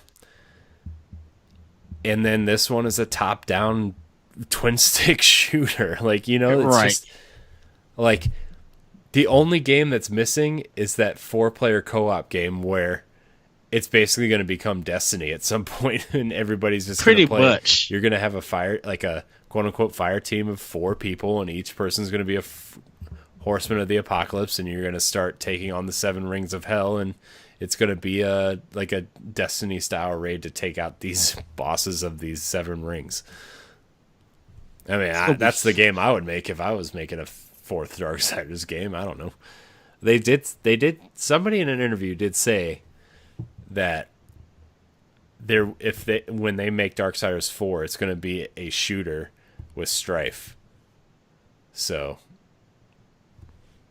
let's see how that plays out. I mean, over the shoulder, or like I don't know if it's going to be well, honestly, I think look at Remnant from the Ashes, right, which is the game from that team. Yes, I bet it plays like that. If it does, yes, the combat is the shooting in there is really, really good. Yeah, I think if they lose the soul thing, like the Dark Soul kind of genre, that, it's just making a straight action RPG kind of with guns. Yeah, mm-hmm. I'm down for it. Like I think it'll be a little bit faster than Remnant, because Remnant is kind of like methodical and kind of you want to plan out your attacks and stuff, right? Yes. But I think I think that engine, I feel like Remnant is a proof of concept for what they want to do with the next Darksiders game. Yes. Like I really do. And if you add some faster movements, I feel like this is going to sound weird. I think that whatever the Strife focused game is going to be the Bloodborne of Remnant's Dark Souls, if that makes sense. Or like Remnant is more methodical and slow paced and really kind of tactical, whereas Bloodborne and this Strife game will reward you for being aggressive. Yeah, but just don't have no stamina bar to it. That's yeah. No, I know. That's just. I hope that made sense to people. I was just kind of talking as I was thinking, but man, we talked a lot more about Darksiders on this show than I thought we were going to. The next game, Doom Eternal, is scheduled for Q2 on Switch. I know it's coming out in March for the other two consoles, but it is scheduled for Q2 on Switch. And I'm debated to push the Xbox One version a little bit later until Switch come out. Man, look, I think Bethesda needs a win right now. Yeah. With this, I think Doom Eternal is going to be that win for them. Doom on the Switch ran well. I thought it was a good port of that game. I know a lot of people who love Doom will not be playing it on the Switch, but it's probably where I'm going to be playing it because that's where I played the first one, and I thought it played great. And Wolfenstein 2 played great there. Youngblood, not so much, but I think Doom Eternal will. I think Doom Eternal will be a technical marvel on Switch. Yes. I'll put it that way. Look, after seeing The Witcher 3 run on Switch, which there's a demo at Best Buy of The Witcher on Switch. Watching that game run on Switch, there's no reason why any game is not on Switch now. Like moving on. Trials of Mana is coming to Switch, which is a action RPG. Ed, I know you're more into the Mana series than I am. Yes, that'd be a game I will be buying. So that will be a game I will be buying. Riveting review by Edward Varnell. Yes, I think it looks cool. I just watched a trailer for it the other day. I think as an action RPG fan, I think it looks fun. I will be checking it out for sure. Minecraft Dungeons. I don't really have anything to say about it except for it's Minecraft Diablo, pretty much. Any thoughts on that, Ed? I'll probably check it out on Game Pass. Like a lot of these games, like I don't know. I feel bad for saying this, but a lot of these games are going to be like when it comes to Game Pass, I'll play it there. Like, you know what I mean? And I feel bad for saying that, but depending on what the price is, I will pick it up. I think it's really depends 40. On the price. I think it's 40. It's not full price. I know that. I think it's one of the games that I definitely would have to double dip, where I had to buy for one and I had to buy for a Switch because I want to play it on one because I want to support Microsoft and their titles, and I want to do it on Switch because it may be another game that when I'm on the road and I'm on the go and I feel like playing something like that, I can pop it in to play it. But yeah, we'll see. We'll see how that one goes. Lego Star Wars Skywalker Saga, another Lego game. Whatever. I don't have anything to say about it. Gods and Monsters, the Ubisoft game. I need to see more at this point. I would love to see more of this game because when I saw that trailer, it got me really excited. As an Assassin's Creed Odyssey fan and a Breath of the Wild fan, this looks like somebody just put that in a blender and was like, "Here you go." Here you go. This is a game for you. And I said, yes, please. So, And that depends if Ubisoft release any games this year. yeah. Well, they will. I mean, let's see. What's next for them? They got they supposed to have the pirate ship game. Right, Skull and Bones. I forgot that was happening. Yeah, Skull and Bones. Rainbow Gods Six. and Monsters. The Rainbow Six new game. Quarantine. Watch Dogs Legion. Watch Dogs Legion. Did that mobile game come out with like all the Ubisoft Tom Clancy games coming together? Did that ever come out? I have no idea. I don't pay attention to mobile. I don't know if that TV show was out or anything that they showed. But like for 2020, there's a new Division expansion coming. But that really don't count, As for games. No, well, for new stuff, I know, but out, it's still a big thing, and new content, a Breakpoint expansion supposedly coming this year. Like, well, supposedly they're rebuilding that game, the Breakpoint. Supposedly they're taking all the loot stuff out of it. We shall see. Weird, but whatever. So Ubisoft has a huge slate of games that. Oh, Assassin's Creed, the Norse one, the Viking one, supposedly coming out this year. The one that was rumored. Yeah. That one probably got pushed. Let me tell you, that's the first game I'm buying for Xbox Series X. I'm getting that new TV. First game I'm getting is Assassin's Creed. I'm telling you, dude. Like, I mean, look, I have Game Pass, so I'll already have Hellblade and Halo and Forza theoretically. Like, first game I'm really buying is Assassin's Creed. I love those new Assassin's Creed games. I love them.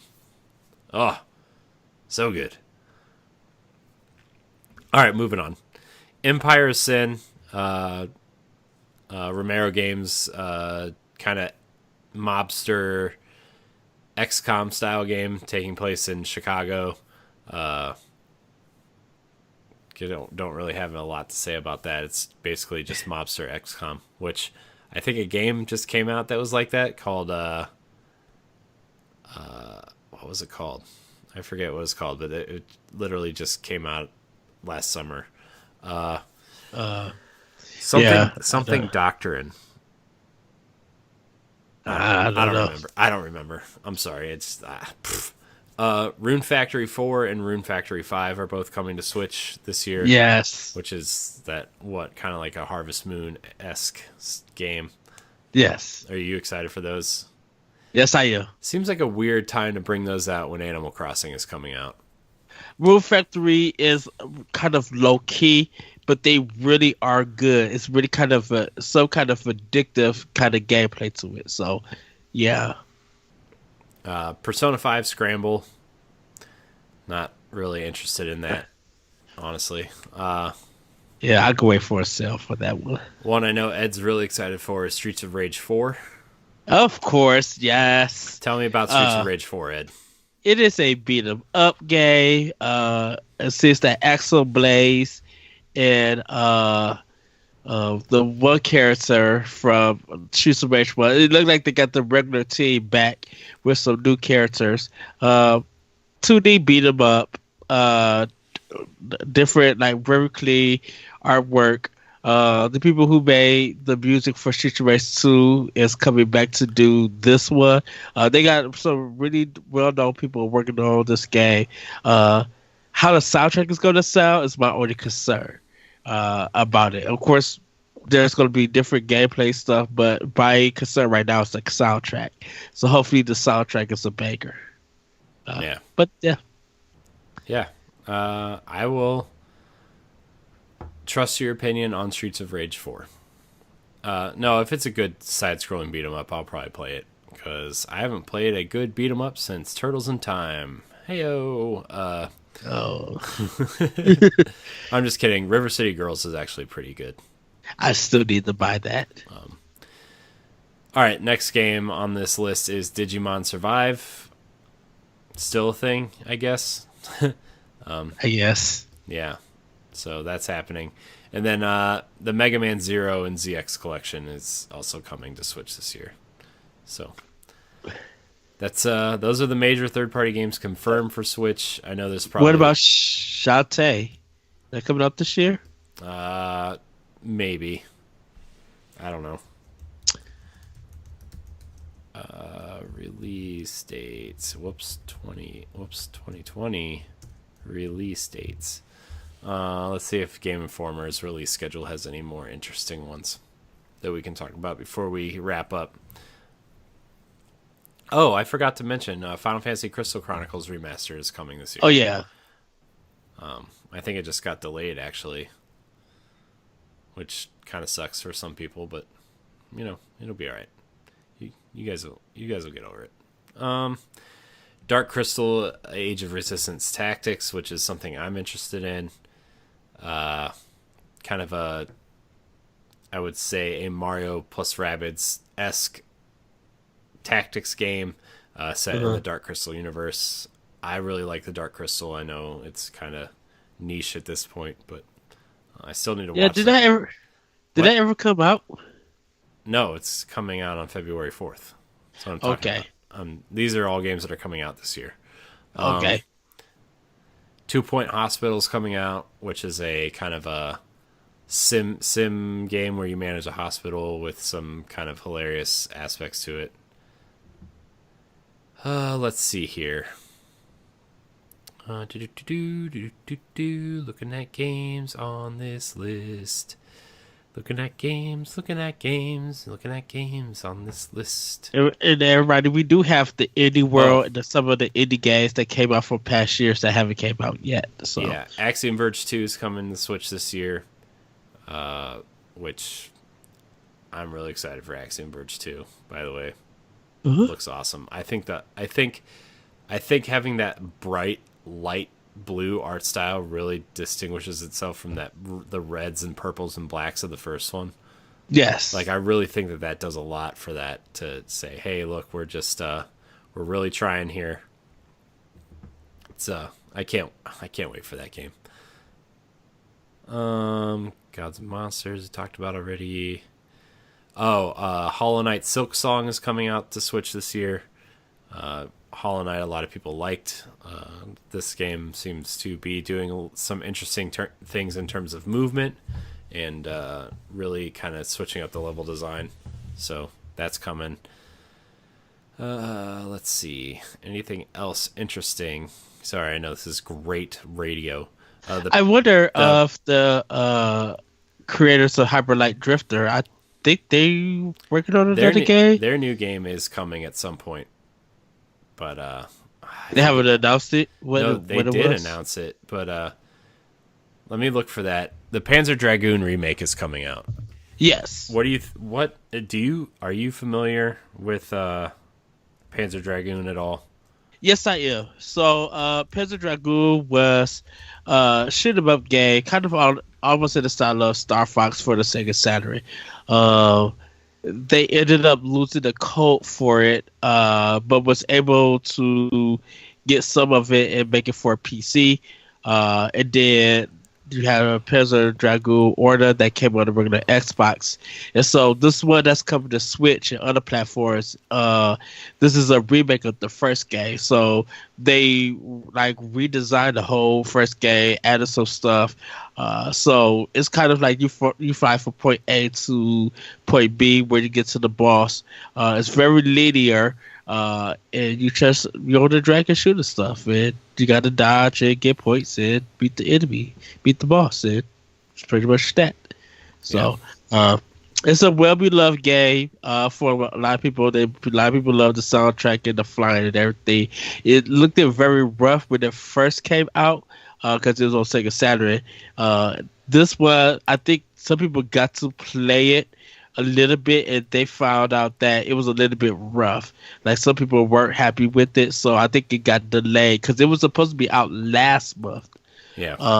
But it got delayed for them to work more onto it. I think that feedback that they got from letting people test it out made them delay it further down the line so they could tweak and fix stuff. Yeah. Heart Machine's next game is called Solar Ash Kingdom, by the way. It's kind of a 3D8-esque take on the Hyperlight Drifter formula. Okay. It doesn't have a 2020 release, but it does have a trailer, and it looks awesome. Okay. I didn't know if they had announced their next game or anything. Mm-hmm. They had just came to my mind. Yeah, no, I forgot that I forgot all about it until you said something. So I'm glad you did, because that game looks like a strong contender for something that deserves some attention. And maybe they're just waiting until, I think maybe they're waiting until they have more to show to kind of really let us dive deep into it. Uh-huh. Let's see here, Skatebird. I think that's really it in terms of, you know. NBA 2K21. I mean, that's not announced yet, but sure. But that's all we're gonna cover on this episode. Like I said, we're gonna talk about a lot of things after that first direct. I'm assuming within the next month or so, we will have a direct to talk about. Yes. I think Nintendo has a pretty strong 2020 already in terms of, you know, mixing up their first party and third party. It's a strong first half of the year. It's not their strongest first half, but, you know, of course, this all goes without saying that the direct, I'm sure, will have a bunch of stuff coming. So, I mean, I'm sure we'll have some sort of sports game. I'm sure we'll have some. I don't even know what to tell you to expect at this point, because every time a direct pops up, there's something, you know, mind-boggling. You know, like when they announced Dark Souls was coming, when they announced Doom and Wolfenstein were coming. Yeah. When they announced Bayonetta, like there's always something. There's always something Unexpected. Yeah. So, I mean, what do you think of 2020, Ed, so far? I mean, I think we've got a really strong 5 months. You know, from this month all the way up to May. I think we got a really strong 5 months for Nintendo Switch. I think there's going to be a lot of planned announcements. I think a lot of people have made their decisions on games for what they're going to get. And I think we're still going to get a lot of indies. I think everybody's just going to be watching Nintendo closely on what are you guys going to do to combat all the other systems, or, you know, to help you push more Switch systems. So it's going to be really good. I really love this list. It's about $600 plus some dollars that I'll be spending on getting games and stuff. Just like the 5 games alone, it's almost around 300 from Nintendo. So, like, that's kind of good. So we shall see what the rest of the what they're going to have to offer. And we didn't really add the cardboard one, but that's where Nintendo say anything about that. So yeah, but I'm excited for it. Yeah, another thing I wouldn't be surprised that was announced this year is a new Labo. Not only new Labo stuff, but new Ring Fit stuff. Yeah. So, anyways, that's gonna do it for this episode of Nintendo Pow Block. I'm glad you guys all stuck around for this long, kind of overview of 2020. Remember, you can find Nintendo Pow Block every Saturday on your podcast service of choice and on BossRushGames.com.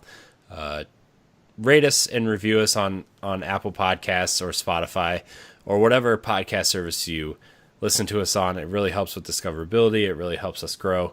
And we are looking to do that. So if you want to email the show for question block, we have a bunch of questions backed up for the last couple weeks because we took off for the holiday. But if you want to email us, you can email us at nintendopowblock@gmail.com or look for our social media threads on Boss Rush Games. You can follow us on Twitter at boss_rush_games. You can follow us on Instagram at Boss Rush Games and on Facebook at Boss Rush Games. Like our Facebook page, join our community, join our Discord, join our Xbox community, join our Destiny clan, something that I want to start plugging on all the shows, even though Destiny's not on Nintendo. You can join our clan. Ed, I sent you an invite. Thank you for not accepting the invite. When? A while ago. For Destiny? Yeah. On Xbox One? I thought I accepted. You had to do it through the app. Or through the website. Send it to me again so I can accept it. I thought I did. All right. All you have to do, there's a link on our on bossrushgames.com/subscribe. You can join our Destiny clan there, or if you go to bungie.net and go to the clan page, just search for Boss Rush Games. You can join our clan that way as well. Join our Discord, all that crap. There's all kinds of things that there's just so much to do. There's so much to do, Ed. I'm very excited. In the next couple weeks, we will be debuting our new podcasts, 1v1, which will go up on the Boss Rush podcast feed, our interview series that will go up every other week for content creators out there. If you're interested in being on that show, just send me a DM or email us at bossrushgamespro@gmail.com. We would love to have you on and just interview you about your stuff and what you like about games and stuff. So that's debuting. And then within the next month or so as well, Standard Definition is coming finally. Yes. So you can check that out soon. I think that's it. Ed, where can we find you? You guys can find me on Twitter at ThatBurgerCode. You can check Optional Opinion on SoundCloud and other podcasts. And the backlog, the Boss Rush Games Backlog Challenge has started. The rules and stuff will be up. I know I put some on Facebook on our community page, but there's going to be an official post on bossrushgames.com that you guys can read, because I've added some stuff in case people want to if they had questions and stuff. So I made some things a little more clarified there. Do we have a prize announced for the end of the year for this? Or do we want to discuss that at a later date? That we'll discuss at the later date, because I was supposed to, for this year, for you guys, for you and Jesse, you were supposed to play a game of my choice. Yeah, well, I lost that challenge real fast. Look, you guys should just be happy I bought Resident Evil 2. So. Oh yes. Jesse lost too. So I'm telling you, Ed, though, I'm gonna win this year. I'm gonna win the Boss Rush Challenge this year. Okay, so. we shall see. So I will have everything up so you guys can read it at bossrushgames.com. And I'm gonna repost that. We post those rules on our community page because there's some more, like I said, more stuff I added to clarify things. So hopefully you guys who are watching this join in with us. Nice. Wait, you said where we can find you, right? At that retro code, right? At that retro code, yes. Yeah, we did that. Okay. You can find me at CorianHD713 on Twitter and Xbox. I changed my name to that, so it's easier for people to find me. If you want to play with me, you can follow me on Instagram and Mixer at CorianHD. Starting either next week or the week after, we will be doing our live shows on Mixer and Twitch and our YouTube page. So you can finally see us live there. Hopefully I can get everything situated and ready to go. So you can find us at twitch.tv/BossRushGamesLive and mixer.com/BossRushGamesLive. You can watch our live shows there. I'm aiming for next week. It might be in 2 weeks, but very exciting stuff there as well. So sorry that these outros are so long. There's a lot to cover, and getting back into the swing of things, just exciting. 2020 is going to be very exciting for sure. Ed, anything else? Did we get everything? We got everything. I can't wait to see the next direct. Can't wait for E3. It's a big year for 2020 for Boss Rush Games. It's a lot coming. So thank you guys for tuning in. Hopefully you continue to support us. Yeah. And yeah, thank you guys so much for watching. And remember that Foster's Games, you should play games and be better. We will see you guys next week. Goodbye. Bye, everybody. Woo-hoo!